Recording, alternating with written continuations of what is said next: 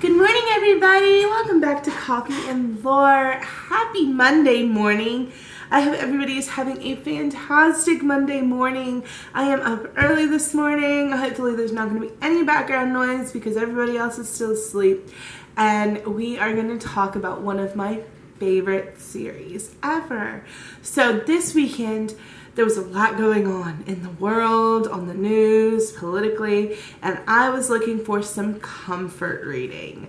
I'm talking about like that warm bowl of chili with cornbread reading, okay?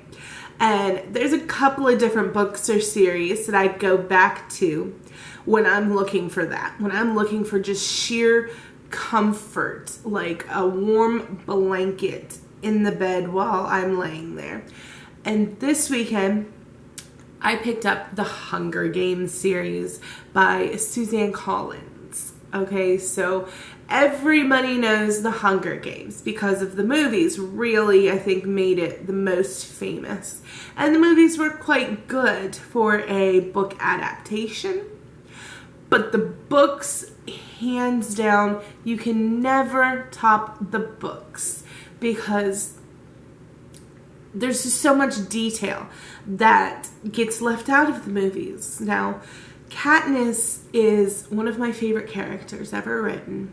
I really have always felt a close, I don't know what the word is, a close niche to Katniss, a close relationship with Katniss, if you would. Being the only child or the oldest child in a family, I often, in points in my life felt like I had to take care of my little brother or protect my little brother. And so Katniss speaks volumes to me. Like, I remember the first time I read the book, which was older for me. I read the books after the movies had even come out. But I hadn't seen the movies. I didn't watch the movies first. But I read the books when there was like a whole bunch of hype about the movies. And I was like, oh snap, let me read these books and then I can watch the movies. So my daughter, who is like 11, almost 12 now, was probably 3 or 4 when I read the books. So it's been 8 years or so since I've read the books the first time. And like I said, I was late coming to that party because I was kind of like a book snob. I was like, oh, young adult, no thank you. But there's so many young adult series that I love now. Hunger Games, Divergent, the Selection series, The Red Queen. I mean, I could name a million young adult series that I love. So I'm really glad that I broke down that wall that I had put up about not reading young adult, because it's some of the favorite stuff that I have. For whatever reason, I just really resonated, though, out of all of those books with Katniss the most. And like I said, I think that it's that oldest child, this like younger sibling kind of situation that really brought me to the Hunger Games.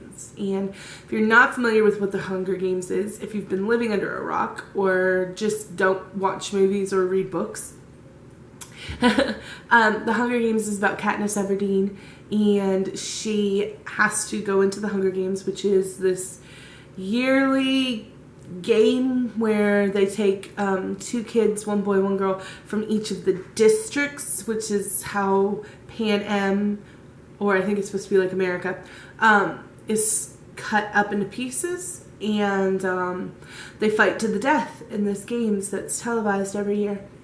And I want to say there's 3 books in the series. There might be 4, but I feel strongly that there's 3.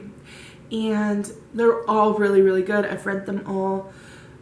Definitely check them out if for whatever reason you've never watched the Hunger Games. If this is one that slipped by you, or you were like me and were like, I'm not going to read young adult or youth fiction, just do it because it's fantastic.